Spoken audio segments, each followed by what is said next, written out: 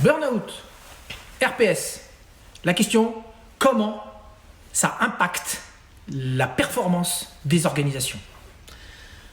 Donc ça, un sujet qui est extrêmement important. Et aujourd'hui, avec tout ce qu'on est en train de voir sur les problématiques de RPS et de qualité de vie au travail, il y a un sujet qui, moi, qui m'a attiré il y a quelques années ça et dont je prends conscience aujourd'hui et je suis quasi certain que vous partagerez cet avis-là.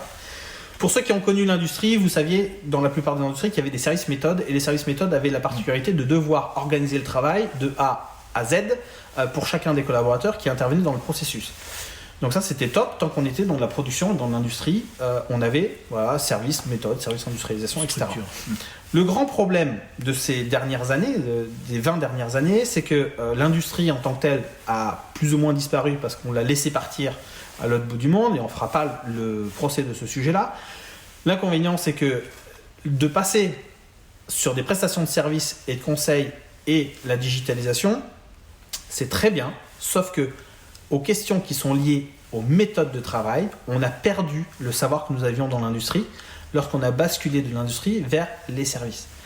Et aujourd'hui, quand vous regardez dans la plupart des organisations, vous vous rendrez compte qu'en fait, il n'y a pas de service méthode. Ouais. Et donc, à la question de à combien une assistante est censée savoir taper un courrier ou un manager, à combien il est censé écrire ses courriers, ses emails, etc. et comment est-ce qu'il va travailler et comment est-ce qu'il va traiter ses données et quel est son processus, etc. Tous ces sujets-là ne sont pas traités. Et donc, on demande aux gens d'en faire toujours plus avec des moyens digitaux qui, pour certains, un grand nombre d'entre eux d'ailleurs, ne maîtrisent pas. Avec leur propre méthode. Avec leur propre méthode. Donc, chacun réinvente la roue.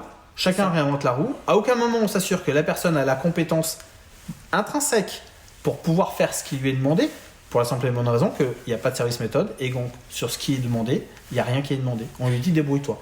Alors ça a des avantages et ça a des gros inconvénients. Et en tous les cas, les gros inconvénients qu'on peut constater aujourd'hui, c'est qu'il est fort probable que les problématiques de burn-out, de RPS soient liées à ce grand changement sur l'organisation du travail. En tous les cas, moi, c'est ce que je ressens et c'est ce que j'ai pu vivre au travers de ces dernières années.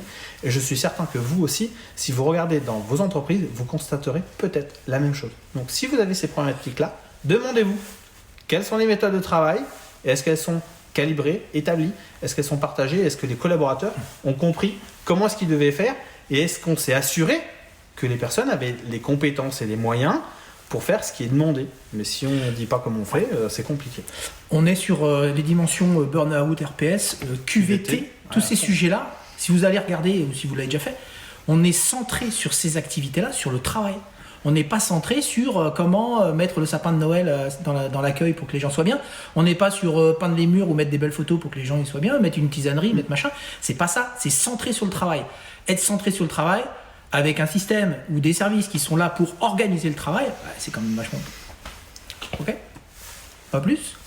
Si vous voulez en savoir plus, vous n'hésitez pas. On a sur ce sujet-là en particulier un outil qui s'appelle la matrice de délégation de pouvoir de prévention qui a justement ce but-là, qui est de permettre aux dirigeants de bien comprendre comment sa responsabilité est déléguée aux ensembles des équipes, sur l'ensemble des sujets qui touchent notamment à la santé et sécurité, mais on peut aller beaucoup plus loin, qualité, environnement et autres, qui touchent bien évidemment l'ensemble de la chaîne de valeur de l'entreprise. On sera ravis de vous aider si vous en avez besoin, ou au moins d'éclairer vos lanternes sur ce sujet-là. Si vous avez des questions, n'hésitez pas à nous les poser. D'ici là, on vous souhaite une excellente journée. Ciao. N'oubliez pas, restez prudents. À bientôt.